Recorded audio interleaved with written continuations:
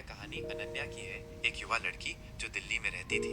अनन्या एक साधारण लड़की थी, लेकिन उसके मन में हमेशा एक अजीब सी बेचैनी रहती थी। उसे अक्सर सपने आते थे, जिनमें वो एक पुराने किले में घूम रही होती थी। सपने में उसे एक मधुर संगीत सुनाई देता था और एक धुंधला सा चेहरा दिखाई देता था। एक दिन अनन्या अपने दोस्तों के साथ राजस्थान घूमने गई। वहां उन्होंने एक पुराना किला देखा, जिसका नाम था अमरगढ़। किले को देखते ही अनन्या को ऐसा लगा जैसे वो इस जगह को सदियों से जानती हो। वह किले के अंदर गई और उसे वही संगीत सुनाई देने लगा जो उसे सपनों में सुनाई देता था। अनन्या किले के एक पुराने कमरे में पहुंची। वहां उसे एक पुरानी तस्वीर मिली। तस्वीर में एक सुंदर लड़की और एक युवक था। लड़की का चेहरा अनन्या से बहुत मिलता जुलता था। तस्वीर के पीछे एक नाम लिखा था, मधुबाला। अनन्या ने किले के स्थानीय गाइड से मधुबाला के बारे में पूछा। गाइड ने बताया कि मधुबाला अमरगढ़ के राजा की बेटी थी।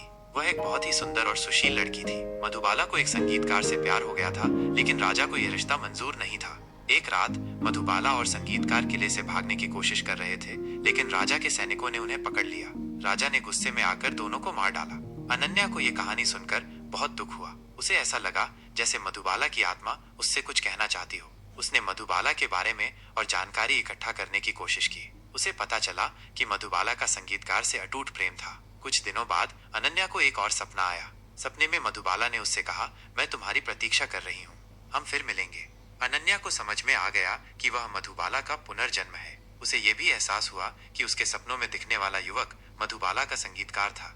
अनन्या ने उस संगीतकार को ढूंढने का फैसला किया। उसे पता चला कि संगीतकार का नाम विक्रम था। विक्रम भी दिल्ली में ही रहता था।